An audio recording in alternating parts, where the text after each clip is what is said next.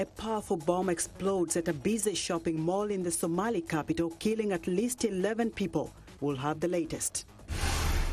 Women worldwide raise awareness against sexual violence. And on this World Cancer Day, the World Health Organization calls for accelerated action to eliminate cervical cancer. Africa 54 starts right now. Good evening and welcome. I'm Vincent McCory. This is Africa 54.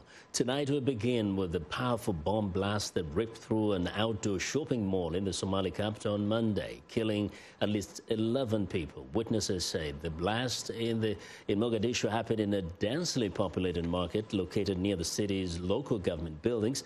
The cause of explosion was not immediately clear, but the Al-Shabaab terrorist group is known to target areas in the capital. In another development Monday, a gunman has shot and killed the manager of a Dubai-based port in Somalia's semi-autonomous Puntland region. A local security official told the French news agency AFP that security forces shot the alleged killer on the spot. Al-Shabaab group has claimed responsibility for the attack at the Bosaso port. A Nigerian tribunal on Monday has ordered the nation's top judge to appear for trial on February the 13th in a case that has raised fears of interference in the country's February 16th presidential election. The court in Abuja on Wednesday ruled that Chief Judge Walter Onogen can be tried by a Code of Conduct tribunal over allegations that he broke the law by failing to disclose the full extent of his financial assets. Onogen was suspended by President Muhammadu Buhari last month, pending the tribunal's verdict on his alleged violation of wealth declaration rules. Because of Nigeria's chief judge has a key say in resolving electoral disputes, Onogen's suspension has led opponents of Buhari to accuse him of interfering in the electoral process and of showing regional and religious favoritism. Women marching in cities around the world this month show the Me Too movement against sexual violence is succeeding in calling attention to rape and other sexual crimes against women. But experts say there is a long way to go. A European Union report says 1 in 20 women are being raped in Europe, and many still do not report sexual assaults. But in France, a 3-time world karate champion is teaching women to heal through her sport, both at home and in the Democratic Republic of Congo. Here is Lisa Bryant with the story of karate star Laurence Fischer and her mission.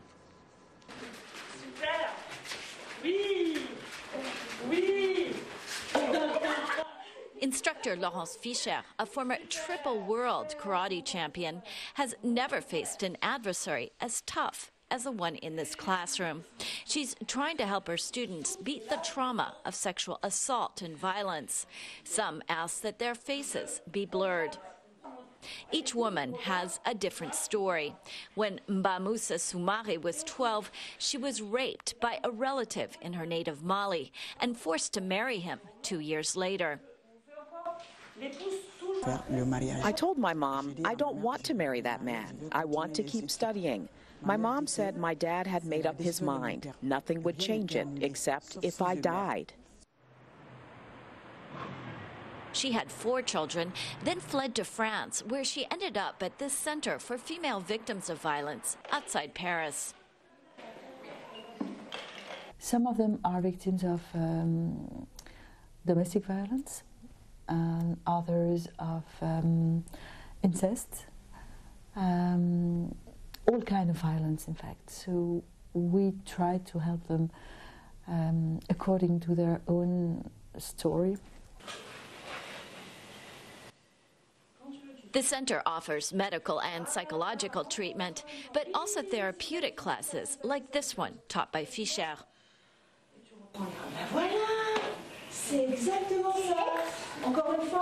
Karate is a way to reconnect ourselves to ourselves.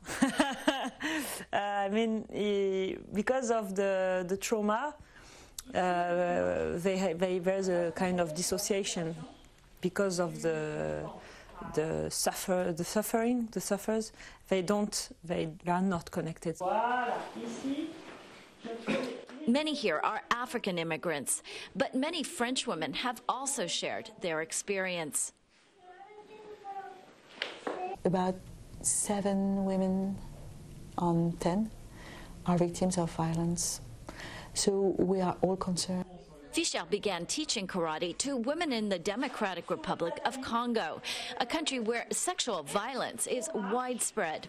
Since 2014, she's been working at the Ponzi Foundation in Eastern DRC, whose founder, Denis Mukwege, won last year's Nobel Peace Prize. 2 years ago, Fischer founded Fight for Dignity, a non-profit group she says helps women heal and regain their self-confidence. It's more than just practicing, because the body, we are not only brain, we are also a body. When you're sexually attacked, you feel weak and battered. But with karate, you really want to live. Lawrence gave us back our smiles, our appetite for life. Fischer plans to return to DRC, not just to work with palsy. She'd like to help her female graduates start karate classes in their villages so they can help other women fight for dignity. Lisa Bryant for VOA News, Saint-Denis, France. The United Nations and the African Union says the talks in Khartoum have led to the Central African Republic reaching a peace deal with 14 armed groups, a hopeful prelude to peace after years of conflict. Now, the terms of the deal were not immediately released. Similar deals reached in recent years haven't all fallen apart. CAR has been plagued by conflict since the Seleka, a coalition of Muslim rebels, forced President Francois Bozizé from office in 2013. The Office of the UN High Commissioner for Refugees says fighting in CAR has produced over 500,000 refugees and left even more people internally displaced. More than 50% of the population, nearly 3 million people, are dependent on aid. Now, for more on the deal and what it means to the citizens of Central African Republic, I'm joined by Eugene Pewa Palema, President of the Central African Community Council. Welcome back. Thank you, Vincent, for having me again. Yeah, so every time we hear of a deal between at least, the people of Central African Republic with all the fighting factions, you get hope. What is your take on this? Are you feeling like this is the way now?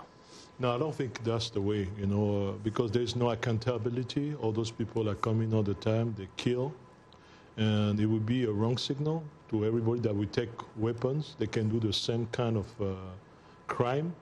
They don't go through the justice system, and they will be doing the same thing, especially that they ask for total amnesty.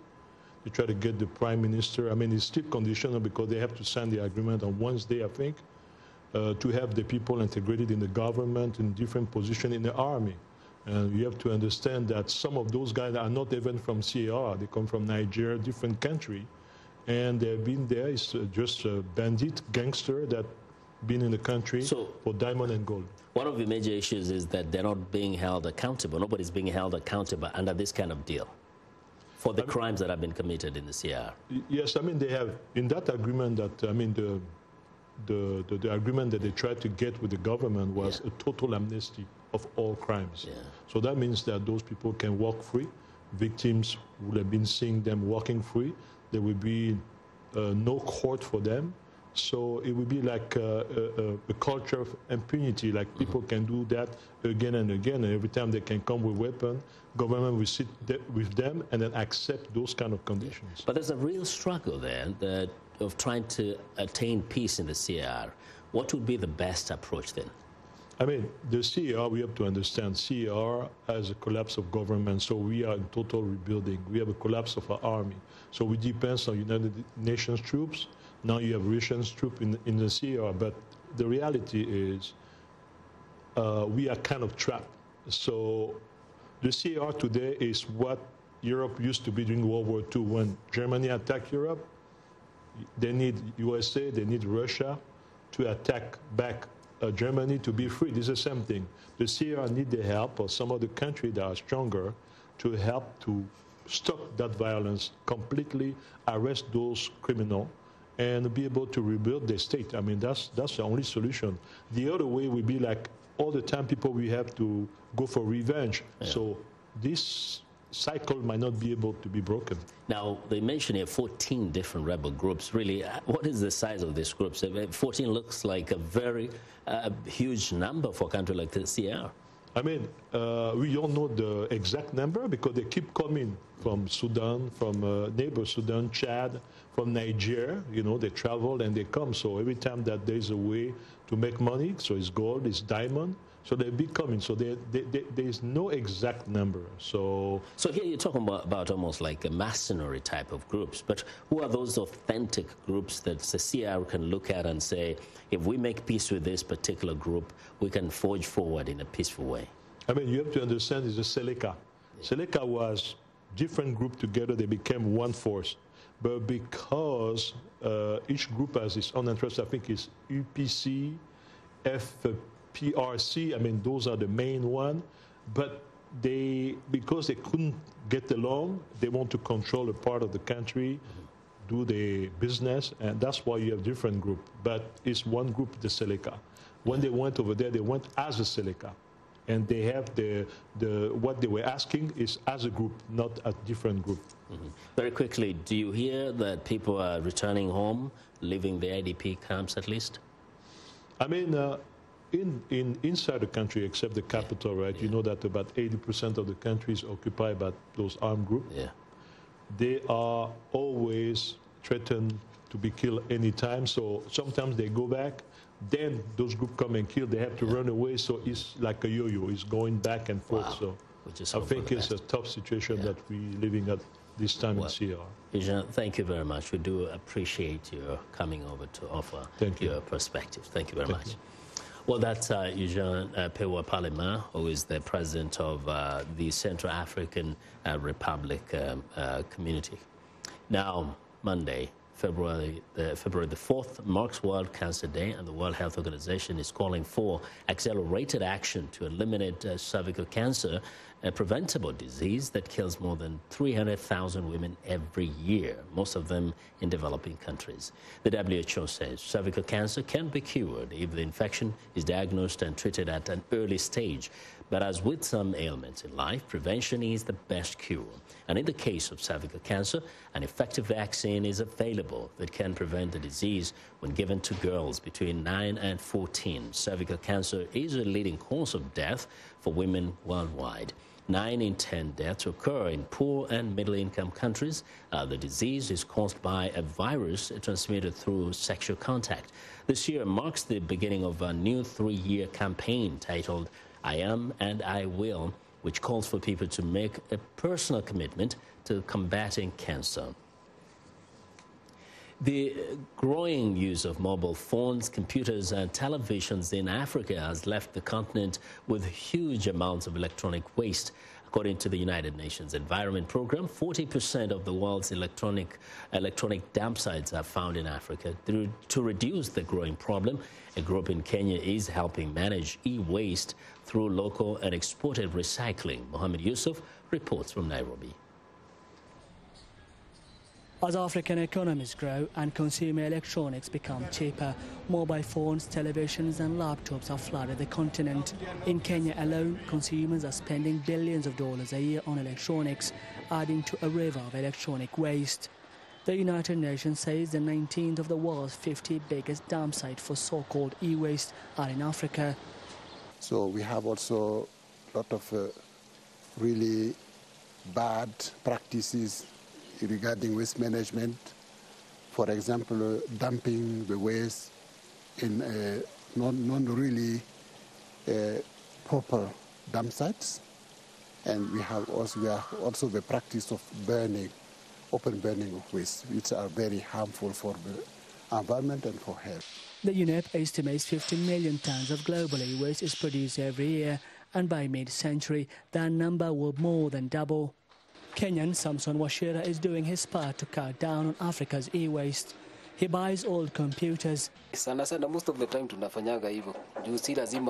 of the time we sell the parts, so it's not a must that the machine is working. For example, if the power supply is working, you put it in another machine.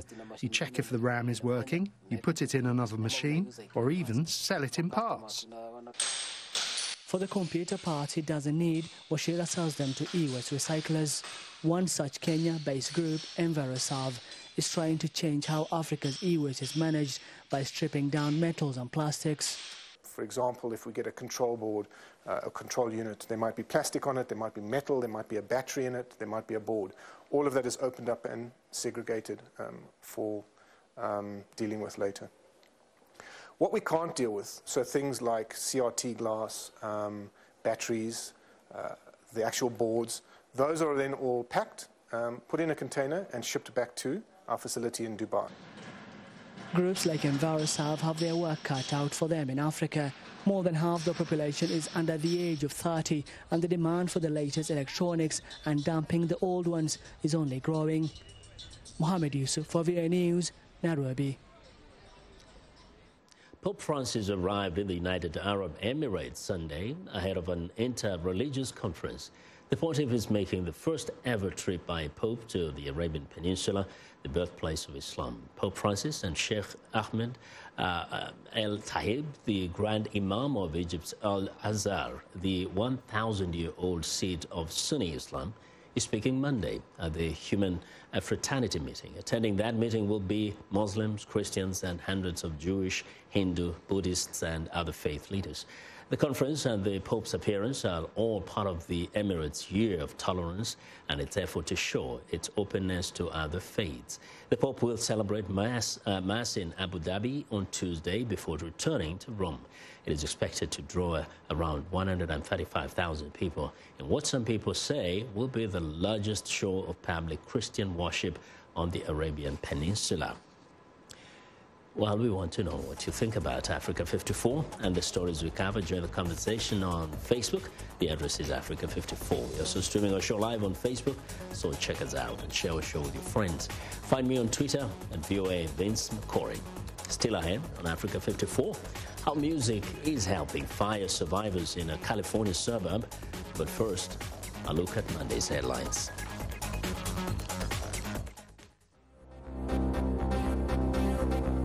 In Somalia, a powerful blast hit a densely populated market in Mogadishu on Monday. The cause is not yet clear.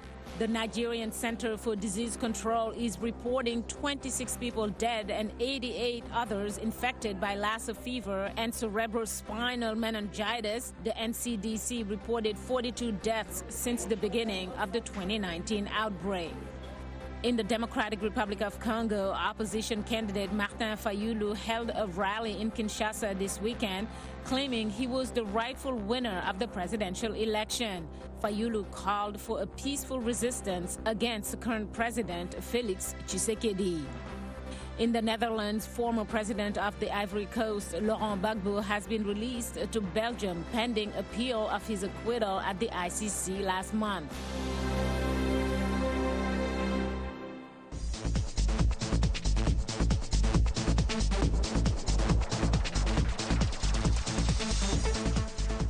U.S. President Donald Trump delivers his State of the Union address on Tuesday to a very different and more combative Congress than the one he spoke to last year. Now, as viewers, Michael Bowman reports, his speech comes as another government funding deadline looms, and 1 week after America's intelligence chiefs contradicted the president's assertions on Syria, North Korea, and Iran. It's been 9 years since House Speaker Nancy Pelosi presided over a State of the Union. While she enthusiastically cheered on former President Barack Obama's agenda in 2010, today the California Democrat continues to pour cold water on President Donald Trump's core demand. There's not going to be any war money in the legislation. Time will prove me right, probably. Trump is not budging either, saying physical barriers must be extended along the U.S.-Mexico border. If there's no wall, it doesn't work. She's just playing games. So if there's no wall, it doesn't work. And we're building the wall right now. A bipartisan bicameral committee has fewer than 2 weeks to craft a border security proposal as part of a spending package that must become law by the middle of the month, or another partial government shutdown will begin. The Trump shutdown was eye-opening. After 35 days, a greater number of Americans have a better appreciation for the hard work done by our federal workforce in support of our national and economic security, public health, and daily lives. I'm for whatever works. which means avoiding a shutdown and avoiding the president feeling he should declare a national emergency. Exactly how to do that, as you all know, has been quite challenging. So far, Trump has hinted he might bypass Congress and order border barriers built after declaring a national emergency.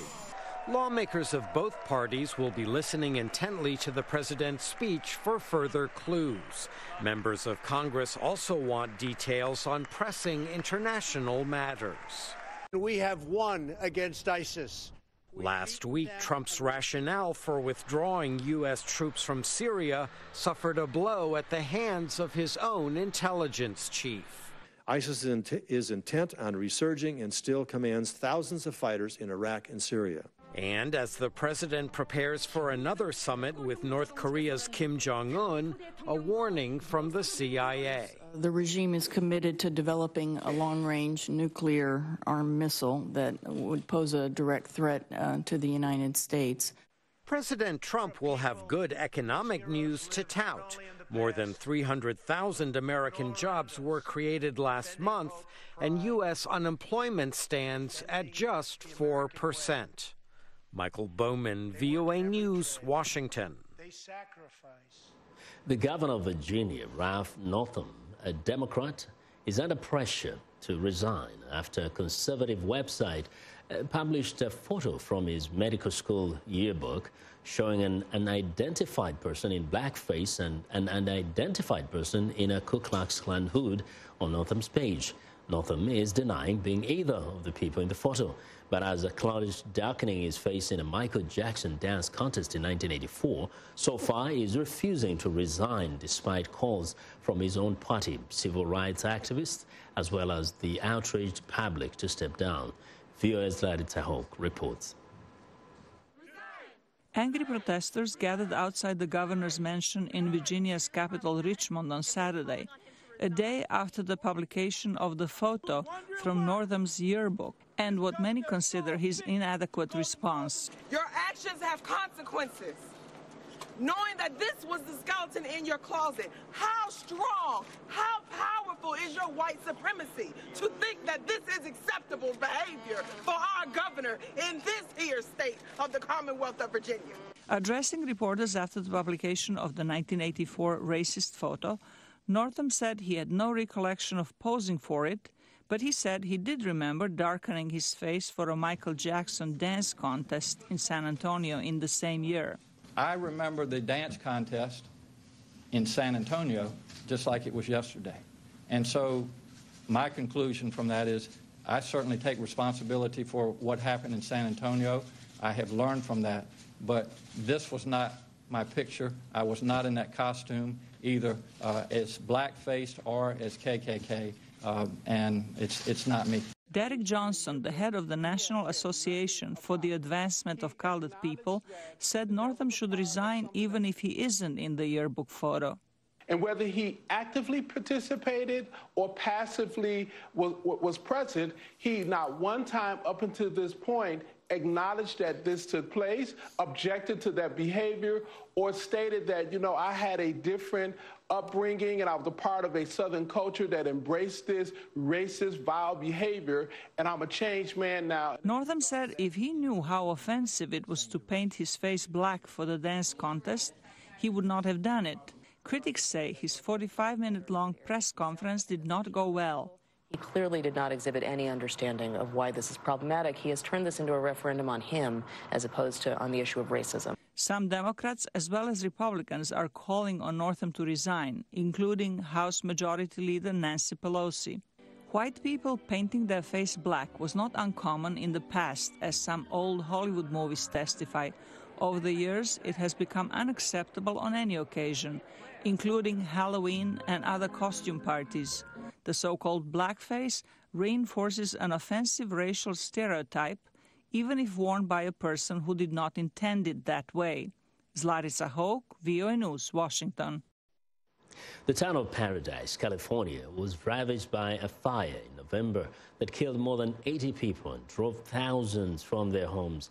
Now music is helping survivors with their recovery. Here's VOA's Mike O'Sullivan.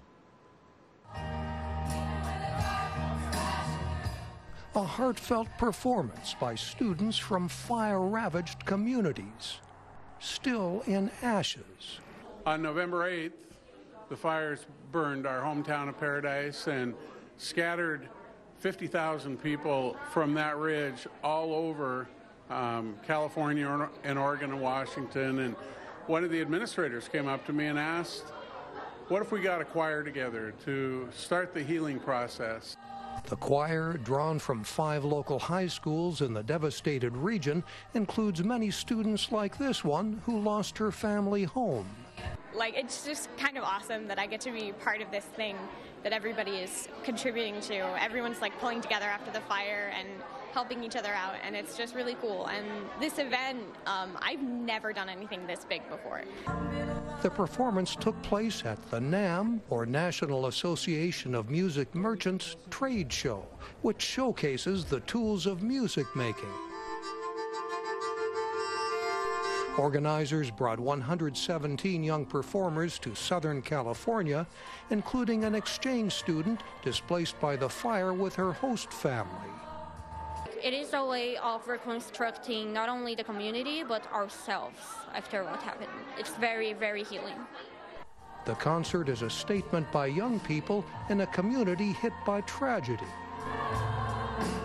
It's important because it's a way to unite people. It's a way to connect about something that's traumatic, something that has destroyed everything. Many in the community are ready to rebuild, but one student who lost her home says it's still difficult dealing with the loss. It's still a really touchy subject, but I think people are, starting to not get over it, but, the pain's going away a little bit. These students say music helps them heal, and it's a gift they are sharing with others. Mike O'Sullivan, VOA News, Anaheim, California. Absolutely inspiring. Well, that's our show for today. Be sure to watch Africa 54 on our website at voaafrica.com. For more news, tune in to VOA's evening radio show, Africa News Tonight, at 1800 UTC. And in the mornings, to Daybreak Africa, that's between 0300 and 0600 UTC, Monday through Friday. Thanks a lot for watching. And from all of us in Washington, have a good night.